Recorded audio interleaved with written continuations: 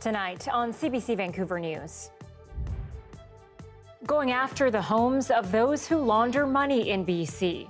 We're becoming more agile to confront the tactics of drug traffickers and organized criminals. Why the province is cracking down now.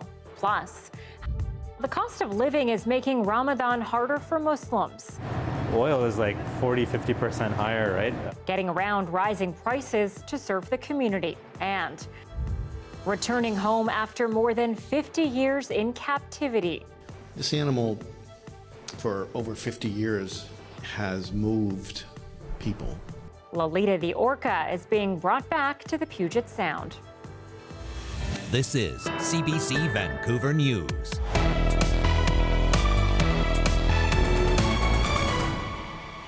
You're looking live at the Trump Tower in New York City tonight, where just hours ago, a grand jury has voted to indict former President Donald Trump. Good evening and thanks for joining us. I'm Anita Bathe. Trump now holds the distinction of being the first former president to face criminal charges. We are watching this historic development closely, and we will have more for you in just a moment. But we want to begin here in BC tonight. The province has introduced legislation to expand the use of the Civil Forfeiture Act to go after proceeds of laundered money. It was one of the recommendations made in the years-long investigation into money laundering here. But as Justin McElroy reports, while it's poised to seize the assets of organized crime, it's also raising alarms with some civil liberties advocates. The message from the province was clear. They're coming for the properties of people who launder money and don't care whose name the home is under. Just because the mob boss's spouse is not involved in illegal activity doesn't mean they get to keep the house. Solicitor General Mike Farnworth introducing new legislation to expand how civil forfeiture is used so it can target the assets of money launderers. So we're becoming more agile to confront the tactics of drug traffickers and organized criminals. It's created a new tool called unexplained wealth orders. If investigators believe someone with more than $75,000 in assets is engaged in illegal activity, they can look at their property, even if it's under the name of a trust or family member. If they can prove to the court there is a serious question on whether they got it through illegal money or didn't have enough to purchase the property without it, it can be seized. It's an expansion, both in scope and in dollar amount, of how civil forfeiture currently works, and was a recommendation of the Cullen Commission. But not everyone is convinced. It creates a scenario where British Columbians may be forced to go to court to prove that they themselves are not criminals, and in our view, that's simply unconstitutional. The BC Civil Liberties Association says the new rules don't put enough onus on investigators to prove guilt, and that the way civil forfeiture has been used in the past is concerning. The vast majority of the time, it is used against people who are actually poor and marginalized rather than, rich criminals. Then there's the question of how much good it will actually do. I commend them for the initiative. I am concerned regarding the magnitude of the problem. A former senior RCMP operations manager for transnational crime, Krusty says the savviest and wealthiest criminals will still find new ways to evade the law. It may impact some of the lower level, but I question in terms of what it can do in terms of the higher level. When asked about concerns about the law, Farnworth was bullish. I think the public is fed up and sick and tired of organized crime and the increasingly sophisticated ways in which they hide their ill-gotten gains. Which may be so, but a lot of expensive houses are going to be bought and sold in this province before the government knows how successful this legislation is. Justin McElroy, CBC News, Victoria. Vancouver police have shared photos and video of the suspected arsonist behind the weekend's fire at the Chinese Cultural Center. We would like the public to take a good look at this image of this suspect. She's wearing a very distinctive shirt, black and white shirt, and if you do recognize her, please call our investigators. The fire was one of two set in the area. Police say it caused, quote, tens of thousands of dollars worth of smoke and water damage to the building. How the fire was set is still under investigation. Vancouver Fire and Rescue says there has been a 340% increase in outdoor fires since 2019, all specific to the downtown east side. The mother of a young Okanagan man with a lifelong deformity caused by medical negligence is speaking out about what happened. She's learned the doctor responsible has a history of malpractice allegations. And as Bethany Lindsay reports, she thinks the public has a right to know. Max McKee was 5 when he broke his arm. The surgeon who set the bone and put it in a cast was Dr. Tracy Hicks in Langley. As soon as it came out, it was obviously deformed. When it is outstretched, to a shoulder height, his forearm actually points downwards. The Court of Appeal just ordered Hicks to pay Max more than $360,000 for negligence. It was the second negligence ruling against Hicks so far this year, and it follows a long string of malpractice claims and court rulings. In the last 10 years alone, 7 negligence lawsuits have been resolved before trial by mutual agreement. In most cases, Hicks denied wrongdoing and claimed his care was standard and appropriate. But in one, he admitted he did a hip replacement on a woman who actually needed a knee replacement. And the negligence allegations date back decades. One mom still questions if he played a role in her daughter's death. Heidi Klompus was hit by a drunk driver in 1997. She was taken to Peace Arch Hospital with 2 broken legs. Hicks was the orthopedic surgeon on call. So, yeah, Dr. Tracy Hicks, who took his sweet time coming in. A coroner's report says Hicks didn't arrive at the hospital until 7 hours after he was called. Heidi's broken legs led to something called a fat embolism. That caused a seizure that put her in a coma for weeks. She died of blood loss when her breathing tube pierced an artery. The coroner said the fat embolism was the proximal cause of death, and the best prevention of that is quick treatment of broken bones. Hicks declined to be interviewed. Why are they still allowing him to practice on patients? Fraser Health says he no longer has operating privileges at any hospitals, but he's still fully licensed with no public record of discipline at the College of Physicians and Surgeons. Like, how many people does one person have to allegedly harm or injure for the college to be able to actually step in and say, you know what, like, enough's enough? The college says there are currently some restrictions on Hicks's practice. He's agreed to only assist with surgeries and work in office settings. A college spokesperson says those measures protect the public. Bethany Lindsay, CBC News, Vancouver. As Muslims head into their second week of Ramadan, small business owners say it's becoming harder to serve their communities as inflation soars. Food costs are up, and as Leanne Young tells us, that's an added consideration for Muslims as they observe the holy month of giving. This is something that we only make during the month of Ramadan. Crispy, chewy kachuri patties. Rushd Khan reluctantly raised the price this year on these Pakistani treats from $5.99 to $6.99. 40-50% higher, right? Last year, and since the pandemic, it's 100% higher. Khan's restaurant is one of dozens of halal spots Muslims visit for iftar or breaking their fasts. Affordable meals are an expectation, he says, especially during Ramadan, the month of giving. But inflation has everyone feeling the pinch. We talk to them and we're like, have you been to the grocery store yourself? And they're like, yeah, prices are going up. We're like, well, it doesn't just affect you, right? The same price is being passed on to us. He's changed up his popular combos, fewer of them, and no more costly items like an entire chicken.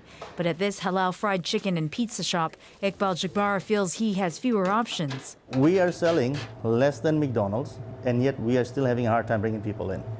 And what do people see when they see those prices? They still complain it's too much because people are suffering in their homes. He says every time he sells a 2-piece chicken combo for $8.99, he takes a hit. Halal meat costs around 20% more, he says, but he's hoping it'll bring in new customers. I hope Trudeau looks into these things and does something about the small businesses that are basically going belly up. We really need some help. Jabbar says a change is needed at the top of the supply chain, something this halal butcher and specialty wholesaler is also seeing. I give you an example. Let's say transportation before it used to take 30 days to 35 days. Now it's taking 3 months. It's taking 3 months. So imagine how much of a capital has to be invested. He says it's even affecting how people practice charity during Ramadan, like donating dates and iftar essential to mosques. Yesterday, I have a customers. he wants to buy about 20 cases. 20 cases, he ended up buying 10 cases, and I had to donate one case to him because at the end of the day, he's distributing it to so many people. He too is hoping governments step in. Until then, Khan is asking his customers for patience. It's just like, last few years, everyone's kind of been very supportful and, just got to keep it going, right? Leanne Young, CBC News, Surrey. In a move that's been decades in the making, the Vatican says it is repudiating the doctrine of discovery. It is based on 15th century papal decrees that have been used to justify colonization. As the CBC's Olivia Stefanovich reports, Indigenous peoples have spent years urging the Catholic Church to rescind the doctrine. The call was made loud and clear, but there was no immediate answer. Now, 8 months after Pope Francis visited Canada, the Roman Catholic Church signaling a new direction is needed. The Vatican distancing itself from the doctrine of discovery, an instrument of oppression used to dispossess Indigenous peoples. I was pleased and relieved. Because we have been waiting for such a long time for this to come to pass. The move comes as Pope Francis battles a respiratory infection in hospital. Exactly 1 year after First Nations, Inuit, and Métis delegates met the Pope at the Vatican. It also follows decades of advocacy from residential school survivors and Indigenous leaders like Phil Fontaine. We can quibble over words, right? This is missing or that's missing. It's a pretty profound statement. The Vatican statement is deliberate. It uses the word repudiate instead of rescind or reject. I think it's clear that this is a small step along the way. This Canadian Archbishop worked with the Vatican to craft the language. It's a step, though, right? I mean, where we want to go is to a place where we have right relations, where Indigenous peoples are not at all marginalized in society. Today is a positive step. It is much more than the religious revocation of a doctrine. The Minister of Crown Indigenous Relations says it will have ripple effects across the country. If we are truly on a path and on a plane of equals, what do we do to embody our relationship going forward? Archbishop Boland says the answer is to replace the old doctrine with a new one, based on solidarity with Indigenous peoples. Olivia Stefanovich, CBC News, Ottawa. Indigenous leaders and legal experts here in BC are celebrating that announcement from the Vatican today and hoping it leads to real change. Eva Yugan-Senge is looking at this angle tonight. I'm standing here on the steps of BC Supreme Court in downtown Vancouver. It's in this building that we'll see how the Vatican's announcement plays out in cases of Indigenous land claims. That's because the doctrine of discovery is a legal concept that basically let European explorers claim land when they discovered it. Now that it's been officially repudiated, Indigenous leaders in BC are celebrating.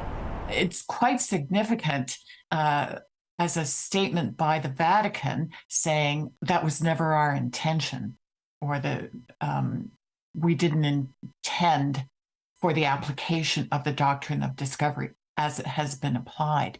The doctrine of discovery isn't law in Canada, but experts say it's had a huge impact on how laws were written and interpreted. For example, it's meant the burden has been on Indigenous communities to prove land belongs to them in court, because otherwise, the land is just assumed to belong to the Crown. It's our land. It was taken from us, stolen from us, and yet we're the ones that have the onus of proving our title. And this, of course, just shifts that because this was our land. This is our land. The Truth and Reconciliation Commission called for those concepts to be thrown out by Canadian and provincial governments back in 2015. That hasn't officially happened, but BC has committed to making its laws align with the United Nations Declaration on the Rights of Indigenous Peoples, UNDRIP, which also rejects the doctrine of discovery. So the question will be, is BC ready to put actual action and law reform in cooperation with Indigenous peoples in alignment with the commitments it's made? In a statement, Minister of Indigenous Relations Murray Rankin said interpreting BC's law in a way that's consistent with the UN Declaration is essential for reconciliation. We reached out to BC's Attorney General for a response, but haven't heard back. In any case, we could see how the Vatican's announcement plays out in court as early as next week.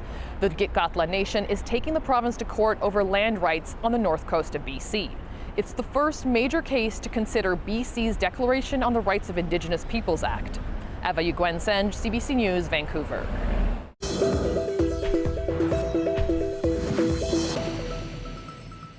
All right, we want to return to New York City now and the indictment of former President Donald Trump. This is the first time in the country's history that a person who has served as U.S. president is facing criminal charges. As Katie Simpson shows us, the political spectacle swirling around the case has already begun. A nation braces for whatever comes next. The indictment of Donald Trump is a firm step in uncharted territory with potentially explosive ramifications. We're witnessing American history. Never has a former president been indicted or charged with the crime. The charges are under seal, but inside this Manhattan courthouse, a grand jury has spent months investigating a hush money payment to adult film star Stormy Daniels to keep their alleged affair secret in the final days of the 2016 election campaign. A spokesperson for the Manhattan District Attorney says, "This evening we contacted Mr. Trump's attorney to coordinate his surrender on a Supreme Court indictment. When Trump appears before authorities in New York, he'll be photographed, fingerprinted, and possibly even placed in handcuffs." Trump is maintaining his innocence. In a statement, he says this is political persecution and election interference at the highest level in history, calling it part of a witch hunt to destroy the Make America Great Again movement. Trump supporters are coming to his defense. Obviously, this is about power. It is a demonstration of raw power. I think the Democrats know this has nothing to do with the law. They're sending a message, and the message is they will use any power that they have. Trump predicted he would be indicted. It is a moment he is said to have feared and yet is using to his advantage, fundraising off his legal troubles and using it to gain sympathy from his supporters. The new weapon being used by out-of-control, unhinged Democrats to cheat on election is criminally investigating a candidate. Security has been ramped up around the Manhattan courthouse after Trump previously called for protests and suggested his arrest could trigger violence. A threat police are forced to take seriously after what the world witnessed on January 6th, the display of raw volatility among his hardcore supporters. That's the CBC's Katie Simpson reporting tonight. Meanwhile, here at home, athletes across Canada are calling for a change in the way sports organizations handle complaints, including complaints of harassment or abuse like those that ended in jail time for ex-Whitecaps and national women's coach Bob Berarda. As Nicole Williams reports, private companies have stepped in to serve as independent third-party investigators. It had been more than 20 years since gymnast Amelia Klein competed, but she says a former coach who physically and verbally abused her as a child was still training athletes at the highest level. So a few years ago, she went to file a formal complaint. He repeatedly told me that I should, quote unquote, manage my expectations about the complaint process. The case manager was from Ottawa-based company ITP Sport and Recreation, and Klein says she never followed through with her complaint after their meeting. Obviously, hearing that as a victim, as a survivor, it's incredibly re-traumatizing, it's invalidating.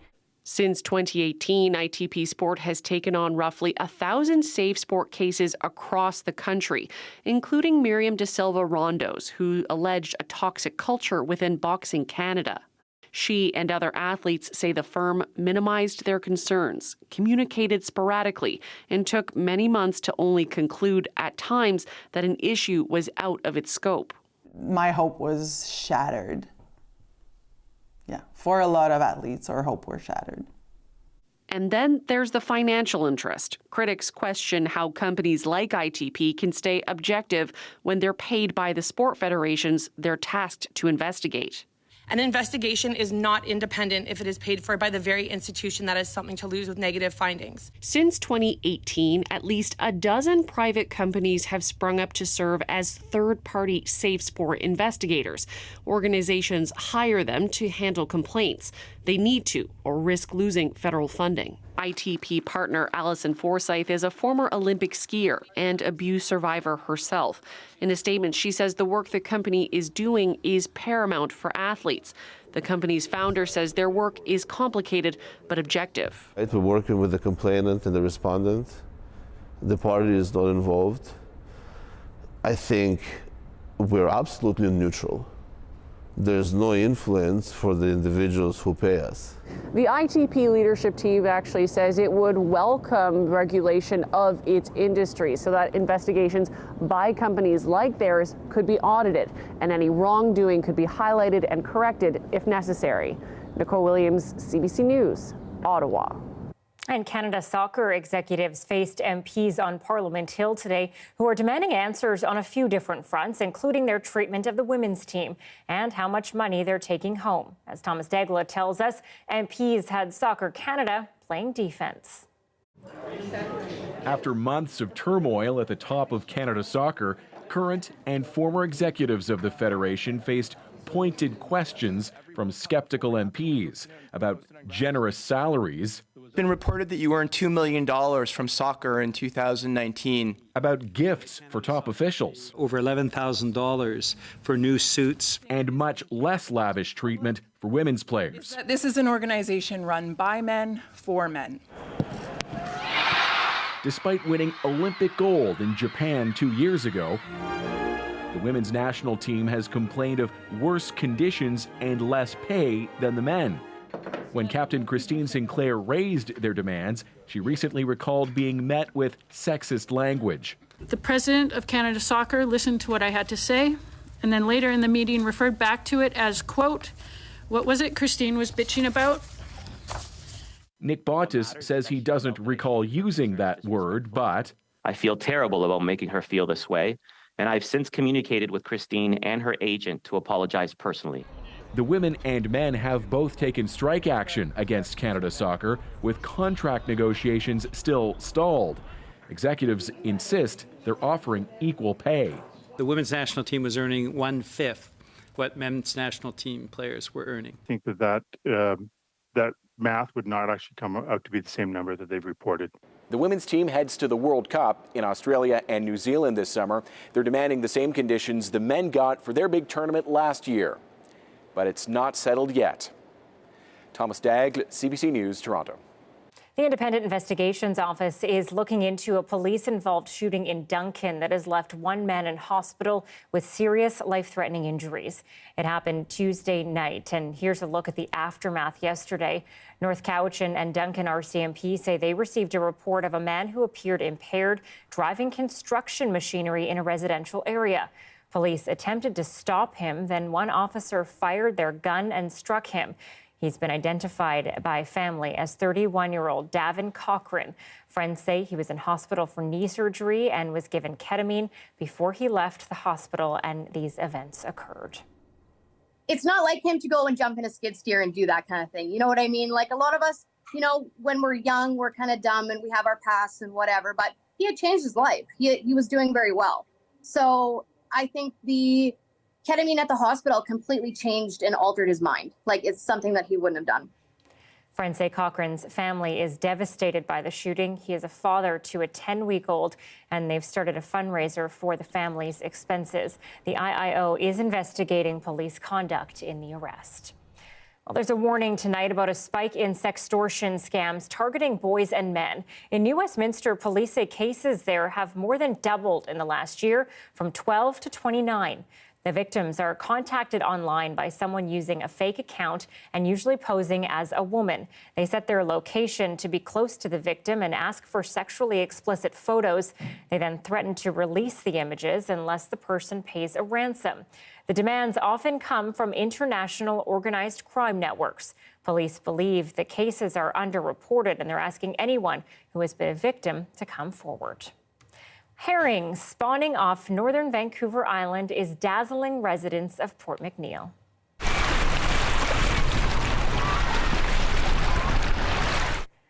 Beyond the action at the surface, the ocean waters have turned a vibrant shade of turquoise. These are the herring spawning in an area where they've never been recorded before. DFO records date back to 1950, and no one in the area has any memory of an event like this ever happening.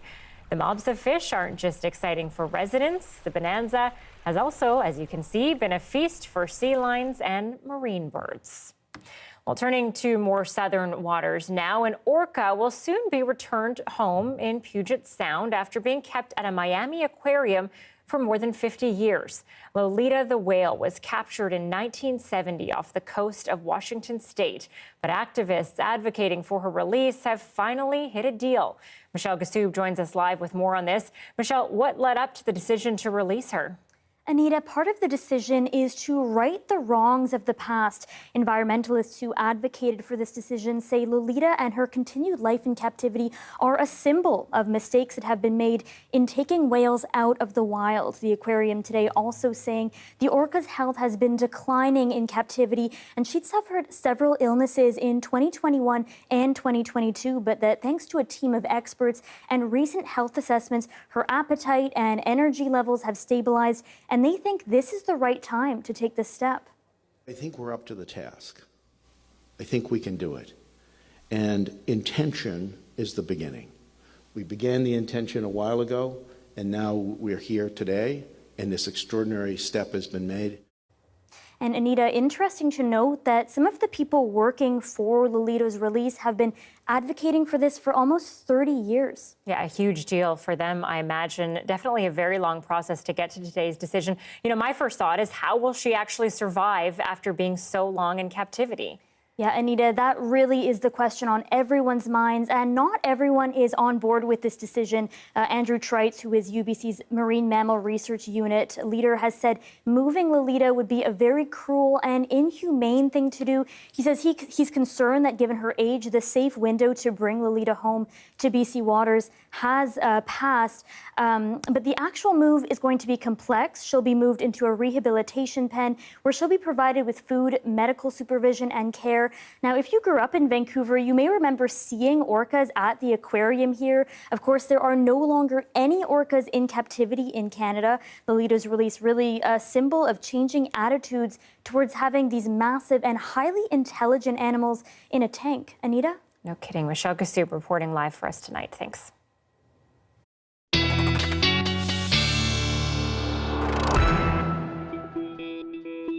Meteorologist Joanna Wagstaff is away. Kuljit Kayla is here tonight. And Kuljit, last day, isn't it, for the good weather? I hate to say it, I know we're going to get some precipitation tomorrow. We got a lot of wind as well today. That wind is also going to continue into tomorrow. We're still seeing a bit of a warning for it along the coast, along the waterline, about 20 to 50 kilometer winds into tonight and into tomorrow morning. And that's one of the weather notes that we have on the board today. So if you are by the water, windy conditions do bundle up a little bit. Highs and lows pretty much on par. We're in double-digit territory for highs, which will not last for too long. The rain that's coming is coming tomorrow morning, and the Tri-Cities will be getting the most amount of it, about 40 millimeters expected. It's not coming all at once. It will be dragged out over quite a bit of time, so it'll be a scattered, slow showers. It won't be a big rain down as we've seen in the past. Sunset 7:40 today under some sunny conditions with a bit of cloud. 10 degrees rises tomorrow with the rain coming down at about 6:54. 4 degrees, and the temperature drops quite low for tomorrow morning, so it will be cold. Will rise up to 8 degrees as the showers continue into tomorrow. How long will that last? I'll have those details coming up. Anita? We'll talk to you then. Thanks, Kuljit. Well, Vancouver Canucks will don a special rainbow jersey for tomorrow's annual Pride Night. This as controversy over Pride uniforms continues to rise around the league. The jerseys were designed by a local artist. $20,000 will be donated to the nonprofit Community to support LGBTQ people and their allies. Several players in the league have declined to wear Pride-themed jerseys. In a statement, the Canucks president of business operations says celebrating the LGBTQ community is important to the entire organization. Living off of $1,400 a month, those on disability rallied today in Victoria to see their payments increase. After the break, we speak live with a couple about what they're facing.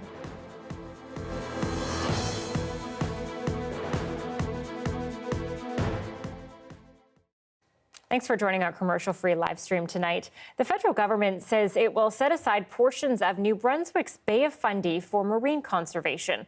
As the CBC's Paul Withers tells us, the goal is to upgrade protections for this internationally important habitat for migrating birds. Every summer, sandpipers, plovers, and other shorebirds flock to the mudflats and salt marshes in the upper reaches of the Bay of Fundy in Nova Scotia and New Brunswick. I would describe it as a kind of a National Geographic level spectacle. Photographer Jason Dane has documented the event. On a good day, you can see 30 to 50,000 at the peak, or even upwards of 100,000, which basically exposes them to predators and lets you witness some really interesting behavior of birds, shoulder to shoulder, packed in as tight as they can. They sense something, they all lift off as one and fly in these mesmerizing murmurations. It's just, mind-boggling, and it's really exciting to see. It never gets old. It's a critical stopover on a southward migration from the Canadian Arctic to South America. They double their body weight here, fattening up for a 3-day, 3,000-kilometer flight over open water. We would like to see seed protections in place.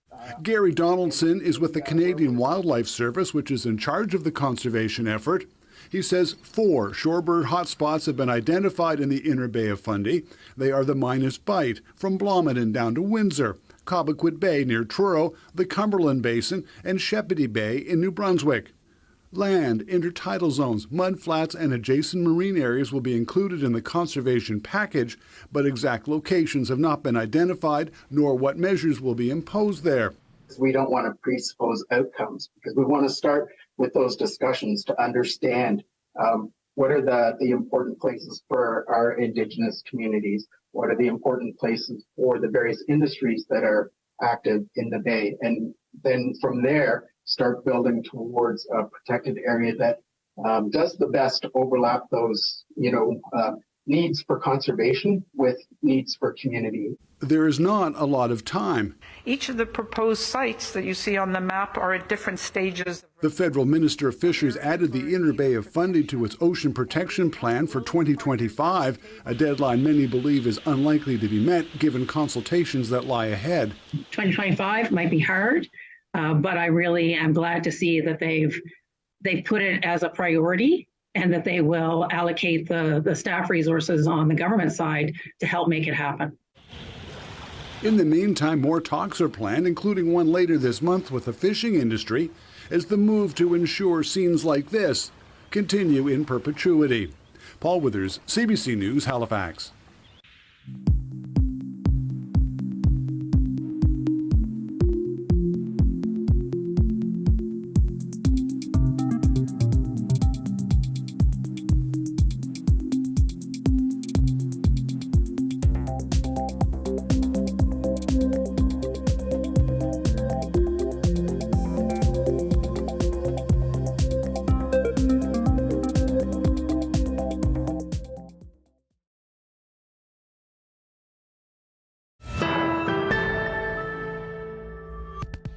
Inflation and the rising cost of living is affecting most people in BC, but what about people living with disabilities? A group called Disability Action of Canada rallied in Victoria today, calling for an end to what they call government-imposed poverty of people with disabilities. The current level of disability income support in BC is just over $1,400 a month, putting recipients below the official line of poverty in Canada. Disability income support at $1,410 does not go very far. If you're living in a one-bedroom, no matter where you are, in the Kootenays, Vancouver Island, northern BC, you're usually paying $1,000 to $1,200 a month, even just for a single one-bedroom. So how does $210 stretch for the rest of your month for food and everything? It's not doable. Advocates are calling for monthly disability income support to be raised to just over $2,000 a month to match official poverty level income, something they say is the bare minimum. Joining me live now is Brent Fair and Sonia Grandal. Both are disability activists and both are recipients of disability income support. Thanks for being with us, both of you. Brent, you spoke at the rally in Victoria today, and you and your partner live together off of $2,800 a month, roughly. In reality, what is that like for you two? It's very difficult with the high market rent. When rents are really high, we're actually fortunate in Victoria because the rent prices in Victoria are extremely high. So we have a place here for $1,385, but we just got a rent increase, so it's going to go up to $1,412.70 in a couple months. If we were to try and find another place, even in this same building, you're looking at least $2,000 for a 2-bedroom. And there's essentially 2 of you to split that. So if it was just one person on that income, it would be next to impossible. How much worse have things gotten for the 2 of you in the past year with the cost of living going up so much? You know, what sort of decisions are you finding yourself having to make that you didn't have to make before? Oh, we just have to change our food habits and our service providers for, like cell phones and TV and internet and all those kind of things. You have to cut back and just kind of go with the bare bones and sacrifices, pick and choose food versus having any kind of extra, things like cell phones, being basic things to communicate with people. Just trying to find the better deal, trying to shop locally. It's hard because the high cost of food is going up so high. It's a 40-year high because of inflation, and you have to really be careful what you buy because if it goes rotten, then there goes $3.99 down the drain. Yeah, you're really having to count every penny, every dollar. Oh. If the disability payments went up to just over $2,000 a month, how much would that help you? Oh, that would be huge. That would be like, we can actually move to a somewhat of a newer type of rental with, like a washer and dryer and dishwasher. You can save money on doing your own laundry instead of using the common laundry rooms. It's a lot of money that gets wasted into laundry machines. I mean, that's an extra cost right there. Laundry soap, putting your stuff in the common area like Sonia mentioned. And you hope nobody steals your clothes. Yeah, because things go missing. And, moving to a new place, the rent alone, not including renter insurance, because a lot of places now require you have renter insurance. And with that, I mean, that's just a huge cost too. You're looking at $40 a month just for that. Then your hydro, if heat's not included, now you got electric heat. So that can really set back a lot of cost. And, those are extra costs too. And you're looking at new places are like $1,800, $1,900, even more. So depending on the community that you live in. Brent and Sonia are disability activists and on disability as well. Thank you so much for joining us live tonight. Thank you so much. Thank you. It's a call for fundamental changes in the way policing works in this country. The findings of the Mass Casualty Commission after the Nova Scotia attacks of 2020 is next.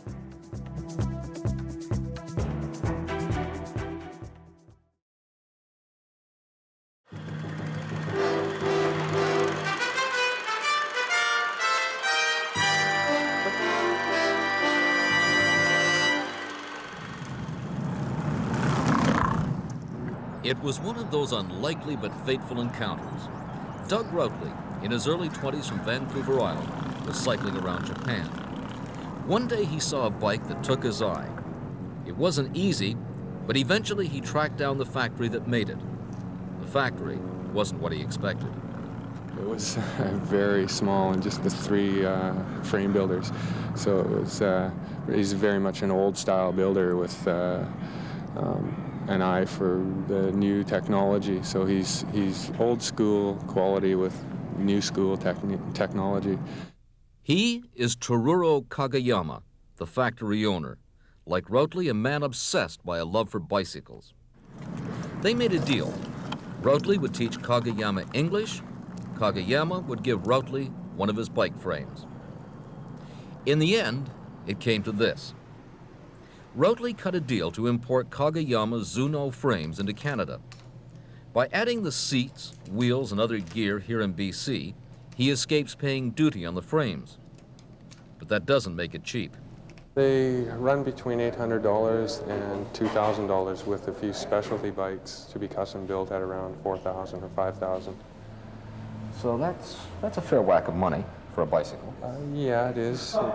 In relative terms, though, for the quality of the bicycle you're getting, it's quite reasonable, but it is for people, I think, who have probably an above average interest in cycling. To say nothing about income, a set of brakes can cost as much as some people spend for a whole bike. But the main expense is the frame. Hand-built, high-tech design, attention to detail. Yet the most important thing is how it feels. It would feel as though it would ride itself, but at the same time, it's an extremely calculable and precise ride. It's a very rigid frame. It would not twist. You wouldn't feel any bend. You wouldn't feel as though you have to steer your way up a hill. You just pedal and it goes.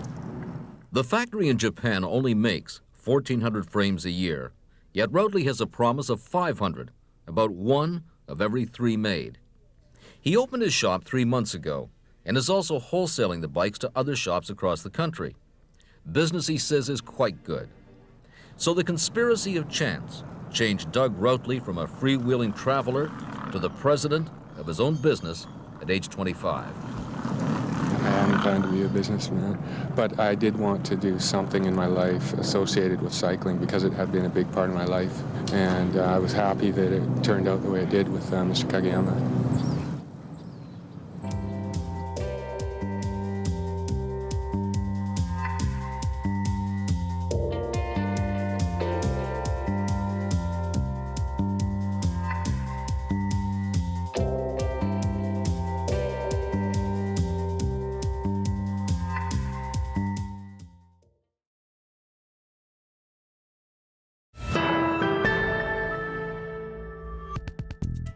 It has been nearly 3 years since a lone gunman killed 22 people in Nova Scotia. Today, a public inquiry assigned to assess what happened released its findings. As Blair Rhodes reports, it's calling for Canada's National Police Force to undergo fundamental change. Commission Chair Michael McDonald says it was not their role to assign blame. However, we do not shy away from declaring hard truths and accountability. We identify them precisely so we can learn from them and do better. One of those hard truths was the confusion surrounding RCMP operations that weekend. The Commission says there was no clear command structure and that officers in the field weren't sure who they should be dealing with. The Mounties were also ill-prepared for what they were dealing with. The Commission found that RCMP policies on crisis like this were out of date and their training was inadequate. They trained for a static situation in a building, not a gunman driving around shooting people at random and leaving fires in his wake. While their internal communications were flawed, their communications with the public were even worse. One vague tweet on the night of the 18th and nothing more until the next morning. And a delay in telling people that the gunman was driving a replica RCMP cruiser. McDonald was asked whether he believes the RCMP understands the need for change. I can say it no better than Officer Campbell on the stand when he apologized for failing and saying he would do better. I apologize for failing. He, in a very heartfelt way, said to the world that we failed you and we'll do better. And he's a high-ranking RCMP member. But Campbell is gone, transferred to New Brunswick. The same is true of every other senior Mountie who is in charge in April of 2020, up to and including Commissioner Brenda Lucki. They've all either retired or been transferred. Her replacement offered an apology of sorts. I'm deeply sorry for the unimaginable pain and suffering. But Duhaime stopped short of apologizing for what the Mounties did that weekend, saying they did the best they could with what they had. Duhaime says he needs more time to study the Commission's recommendations, but he's committing the RCMP to making the necessary changes.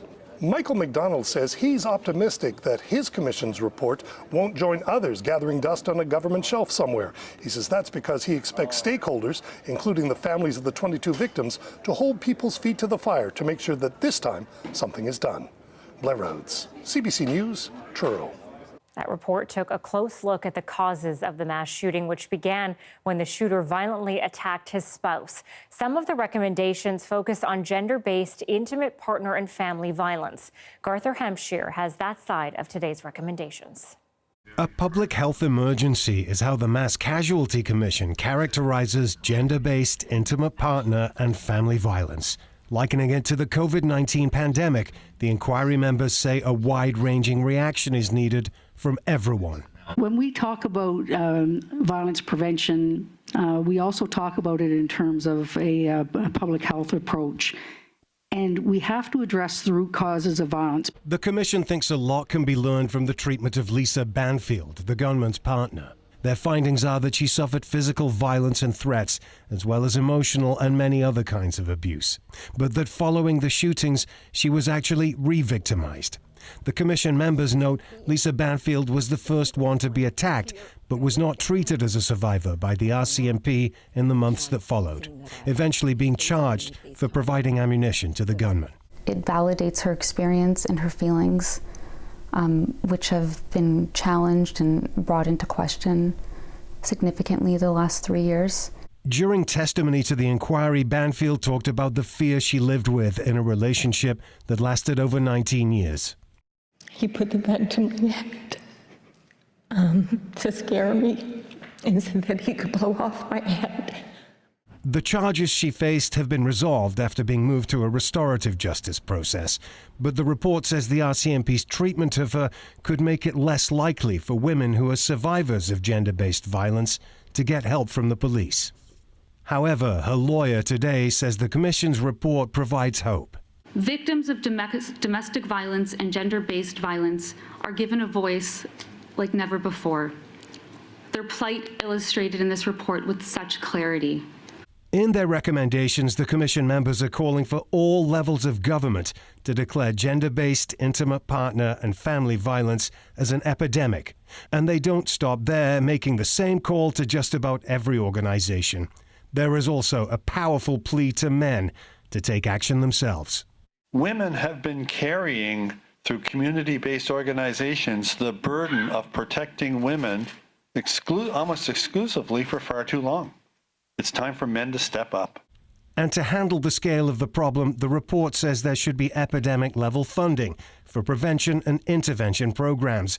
Services, it says, have been underfunded for years to the point women's lives are endangered. A new measure the inquiry is now calling for is for the federal government to establish an independent gender-based violence commissioner with the responsibility to make annual reports to Parliament. The mandate could also include working with women who are survivors as another way to provide a national approach to the issue. Gareth Hampshire, CBC News, Halifax. Ryan Reynolds pops up in Ottawa as he partners in a bid to buy the Senators. The latest developments when we return.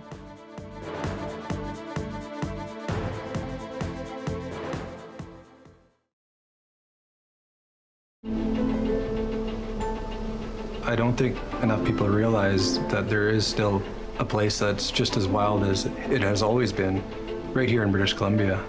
I probably describe the Musqueam as being a sanctuary of wilderness in a world that's moving too quickly. There's nothing really left that's like it. To me, it's my home, it's my backyard, it's a place that I feel most at home and most at peace in. To us, it's a dynamic place that we have created a culture in, where we've created history, where we've lived our lives. And we've used that area for thousands and thousands of years, and we continue to use those lands. I feel the world in a different way when I'm out there. And if I can communicate that feeling to others, I think that ultimately will speak for its protection. It's big enough that if you put one end of it on Vancouver, the other end would pretty much reach Prince George. That's the kind of scale we're talking about. You can travel the world and you will never find these unroaded stretches of wilderness. The Musqueam has more large wildlife in greater abundance than anywhere else in North America.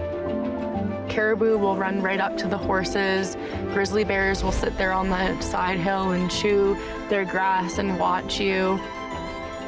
Valleys and mountain peaks and river valleys that go on for miles without a bridge or a road or a resort or anything like that. It's just as wild as it has always been. And I think for me, it's really, really important that people realize that it's there, because not enough people know that the Musqueam exists.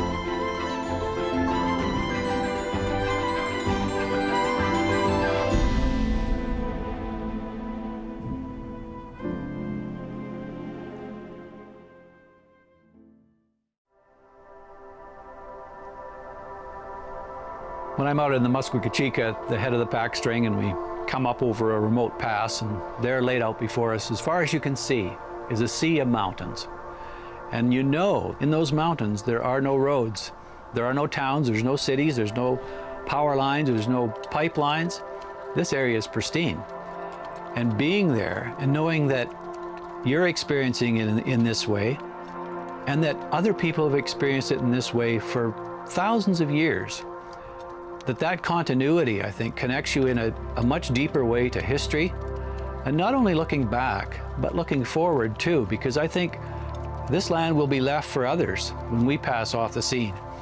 And knowing that you've had a role to play in maintaining that for those future generations, I think is so fulfilling. It's way bigger than, you know, I am, for instance, and more important. And I think being connected to that, you know, just drives me on. And makes me see the world in a much more holistic and inclusive way. It's very important to me.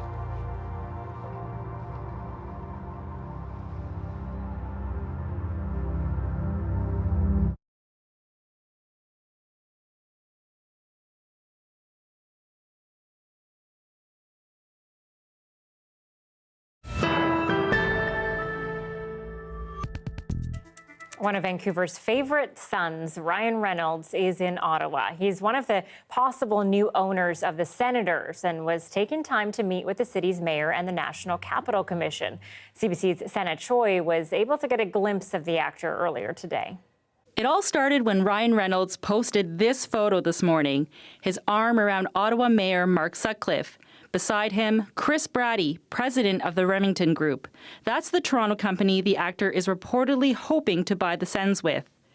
The mayor confirmed the group met early this morning. It was great to welcome Ryan Reynolds to Ottawa City Hall, and I'm really grateful that he's shown an interest in our team and our city. And so look forward to seeing how the process plays out. We thought there was a chance that Reynolds' next stop could be right here at the NCC office on Elgin Street. When we got here, a line of black SUVs, and then we were able to confirm that Ryan Reynolds was indeed inside the building. 2 hours later, the doors finally opened and these men walked towards the vehicles. But we had an inkling we should also check the side door of the building. Sure enough, another SUV parked by the loading dock. And then Ryan Reynolds in the flesh. How was the meeting? How was the meeting? Notably, the actor was wearing a jacket with the name of the soccer club he co-owns. Reynolds' visit comes not long after NHL Commissioner Gary Bettman visited the city. Here's what he said Monday with Reynolds' reported bid with the Remington Group. Ryan believed it was important to connect with a bidder that he believed would be a good match for him and this person or people in the group to be an owner, and he wants to see his bid through. Bettman told reporters the new owner will likely be announced by early midsummer. Reynolds is expected to attend tonight's game against the Philadelphia Flyers. Sana Choi, CBC News, Ottawa.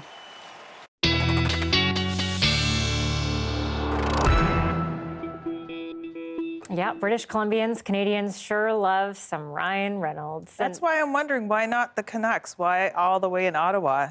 They're not for sale, I guess.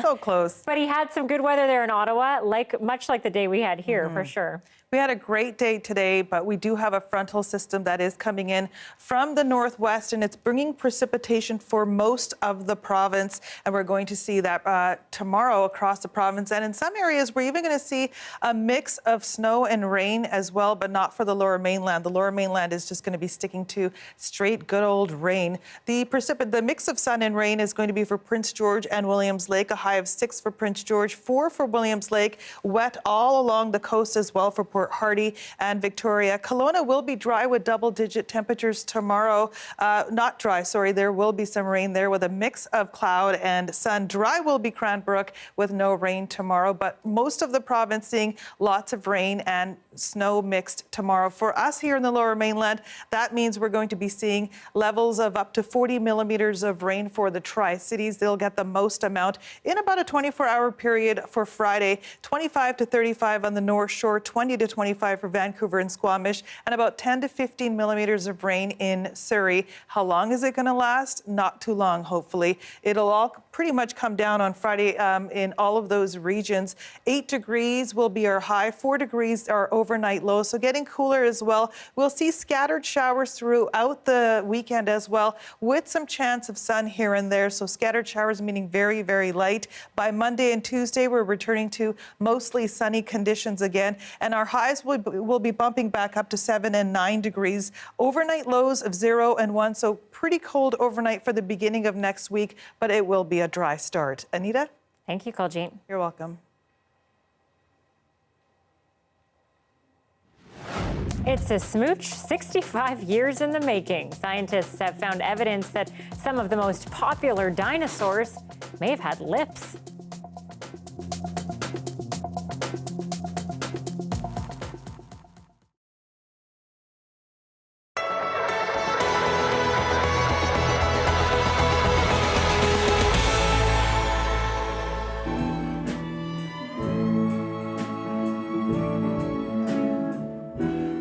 There's really a before Dark Side of the Moon and after Dark Side of the Moon. The album had a tremendous impact. So if one of the ways that we assess what quality is the impact that it has, and Dark Side of the Moon is surely worth elevating and lifting up for students to experience.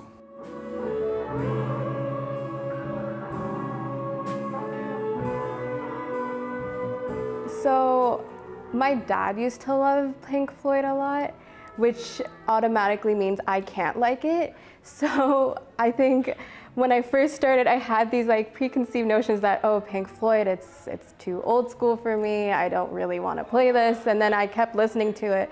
And embarrassingly, it's like one of the top things that I listen to on Spotify now. And I love it. It's almost poetic when you're looking at the lyrics. And when we're playing through it, you start realizing that, you know, we're all kids and we're all youth, but we still understand the concepts. Letter D, 2, 3. You know, the music talks about valuing the moments in life. It talks about being afraid. It talks about it's a little bit cynical in its approach to capitalism, of course. And so the students, you know, are at an age where social justice is on their minds. And so they're kind of identifying with those lyrics for sure.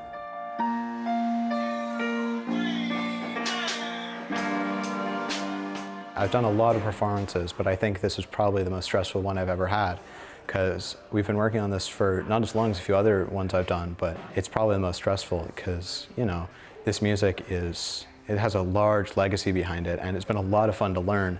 So I feel like I'm kind of insulting myself if I mess this up, because I love the music already. Okay, time.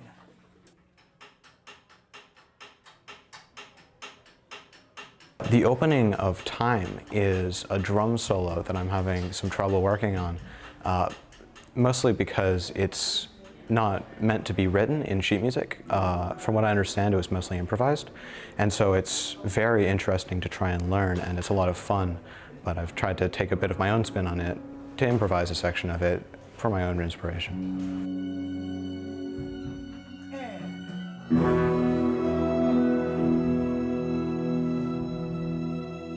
I had actually never really heard of them, and then I was introduced to the music, and now I'm a massive fan. I will not stop listening to them. Their music's great.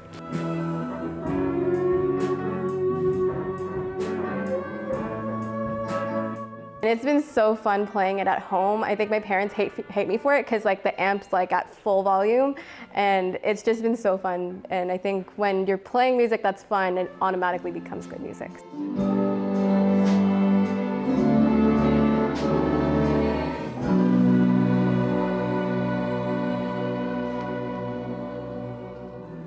That's so good. Hi, I'm Amy Bell, and here's what's in your CBC Vancouver inbox.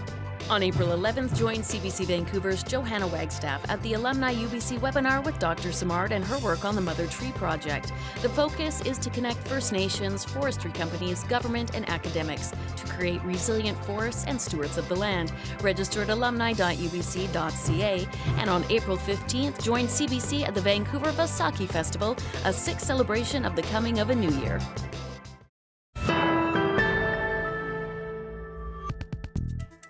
Call it a prehistoric pucker. Scientists have found evidence that the Tyrannosaurus rex might have had lips.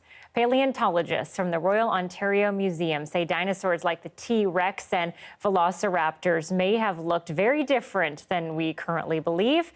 By comparing the tooth enamel of T-Rexes to modern crocodiles who have exposed teeth, they found the wear patterns were more consistent with teeth enclosed in a mouth with lips. It took about a decade for them to confidently present their proof of this flesh layer that history had long since kissed goodbye.